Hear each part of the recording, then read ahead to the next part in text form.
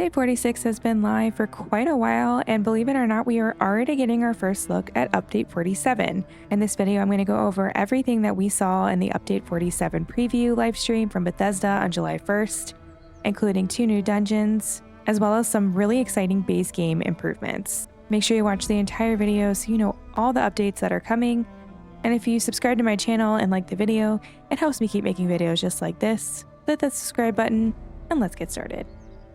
Well, it seems a little bit crazy that we're already looking at Update 47. I personally feel like Update 46 just came out, and after all the anticipation of what was going to happen with seasons and the new content pass, I am already shocked that we're getting some really great news about continued updates, as well as some more content coming out later this year.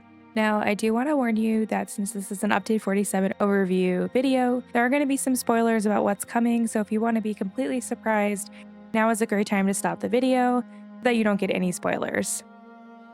Alright, if you're still here, get ready for all the information and all the spoilers that we know about Update 47. Now, something to know with Update 47 is there are, of course, free base game updates that will be included whether you just own the base game or everything that has come out to this date. And Update 47 will arrive on August 18th for PC and Mac and September 3rd for Xbox and PlayStation consoles. You also get access to the dungeons if you have an ESO Plus membership, or you can purchase it with crowns from the in-game crown store. It's also included with the 2025 Content Pass or the 2025 Premium Edition, which you can still purchase now. So plenty of ways to enjoy these new dungeons coming out, as well as Update 47 and the base game patches. Well, of course, the most exciting thing that we are getting are 2 new dungeons. The Feast of Shadows dungeon pack is going to include the Black Gem Foundry, as well as a Zanmir called Naj Kaldesh. These dungeons look super cool. We got a little bit of a preview in the live stream for each of the dungeons. The Black Gem Foundry seems to be full of nasty Cold Harbor beasties with that classic Cold Harbor raining ash theme. It looks like we have some titans, as well as some really cool boss mechanics. It looks like there's also the option to mine ore, which can be used in the dungeon possibly. I'm not entirely sure the mechanic there, but it seems like it's something interesting and new that we haven't seen before. In Naz Kaldesh, a group of Argonian necromancers are seeking to corrupt and control an ancient Zanmir's keystone. And so as I mentioned, this is a Zanmir that's actually inverted, so you descend farther and farther down in the dungeon as you investigate and try to stop them from completing their ritual. Both of these dungeons look really cool, and based on the latest dungeons that came out with Update 46, I'm excited to see what else they have come up with in terms of encounters and hard mode completions. The new dungeons that came out were very challenging, so I'm excited to see what else they have come up with. So one of the first super exciting things that they announced that we are getting in the base game is mount swimming functionality. We are finally going to be able to have our mounts swim through the waters.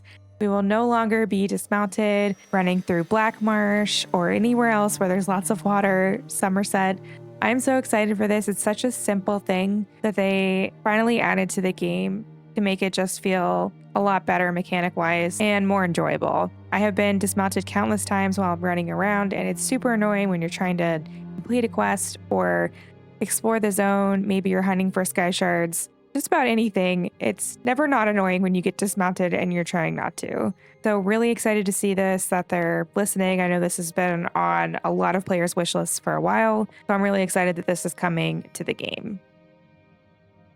We are also getting stackable survey reports.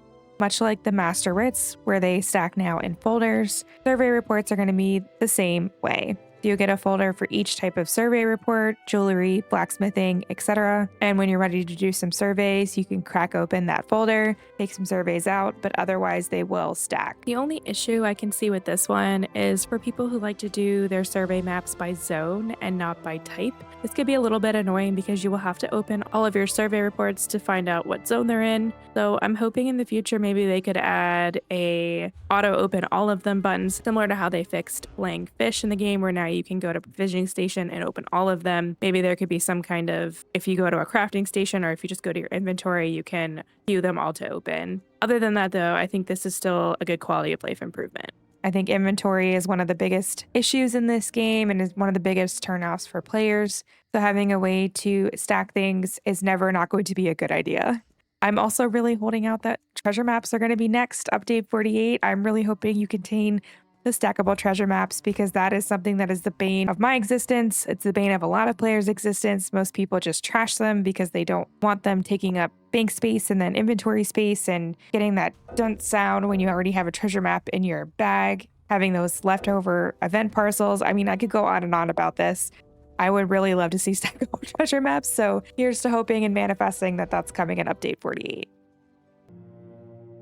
They also added another small change that is really useful is that you can replay quest dialogue. So if you're talking to an NPC and you get a package and your dogs start barking and you miss everything that was said, sure, you can still read it, but if you want to hear the voice actor dialogue from the character again, you can now replay it with the click of a button. I think this is a really good update as well. There's so many easy ways to get distracted while you're playing the game. So excited to see yet another small improvement that I think is going to be really nice to have. Next up, we did get a small preview of the end of the year house collectible that will be available to morph with the event tickets where you can purchase the morphable pet and then morph it into the house, the costume, etc. This house looks really gorgeous and I'm really excited to get more details on it, which I'm sure will come out later in the year. But this looks like it's definitely going to be worth saving up the tickets for. So if you're interested in getting this house, make sure you plan your tickets accordingly. The next event we have coming up is White Strikes Mayhem at the end of this month.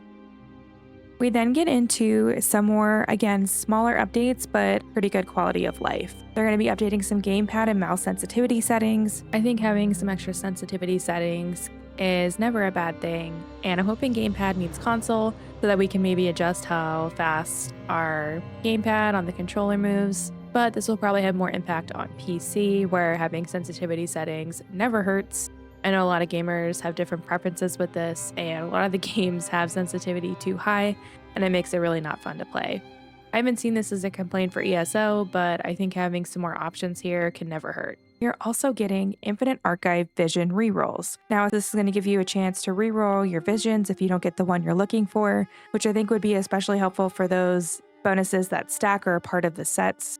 And you can spend archival fortunes to continue to reroll, and it will get more expensive. You kind of have to decide if it's worth spending the fortunes. But excited to see that they're giving a little update here. I think that's going to make IA a little bit more enjoyable and help people push past the limits and get further and further into the archive to get those really, really good rewards. Those are all the quality of life updates. I think overall pretty exciting to see that we're getting some really good options added to the game. Mount swimming is very clutch. I'm super excited to see that come to the game, as well as more stackable items. It's all good things. The last thing they went over during the live stream was a little bit more info on the Writhing Wall event that's coming in October later this year. Now, if you remember, they did announce some details about this. It's going to be each server on its own, doing its own progression. So PC, PlayStation, and Xbox will all independently be unlocking things as players meet the requirements for those goals and phases, etc.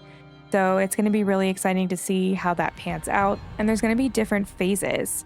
So phase 1, it sounds like some event quests we can complete to progress the Stark Fellowship and their preparations against the wall, as well as fight back and hopefully eventually take that wall down and get access to Western Solstice. Now, you do have to have access to the content pass to be able to do the quest specifically in Solstice, but it sounds like everyone will be able to help and go to Stark Island if you do not have access to Solstice to complete quests there and help your fellow players out whether you have the content pass or not. I'm really excited to hear this. I think this is a really awesome way to get everyone involved in this event, regardless of whether you bought the content pass or not. I think especially since it's so new and we aren't sure what it's going to look like next year, what's going to be included for ESO Plus in terms of past content being added in with that subscription. I'm really happy to see that they're not punishing players per se who did not purchase the content pass. So I think this is a really awesome way to do that. Opening up Stark Island again is also really exciting. I'm hoping that means that Stark Island will be permanently open and we can go visit. You'll remember this is where we had that original Alliance meeting in the original questline, where we incidentally get sucked into Cold Harbor. and continue the storyline there. So it would be cool to be able to go back and regularly visit. So maybe there'll be something there that will continue even when the event's over. I'm not sure. But overall, I'm very excited for October. I'm excited for this next update. I think they've been addressing a lot of really cool things this year, and I'm excited to see them breathing life back into this game and changing things up with the new content pass. I, for one, have been really enjoying Solstice, so I'm excited to see what else is coming next.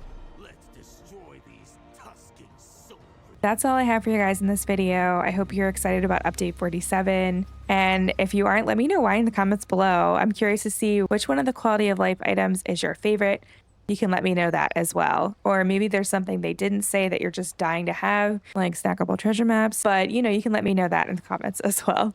I want to give a shout out to my members. Thank you so much for supporting my channel. And to anyone who has subscribed or liked the videos, thank you so much. Any little bit helps, and I really appreciate all the support.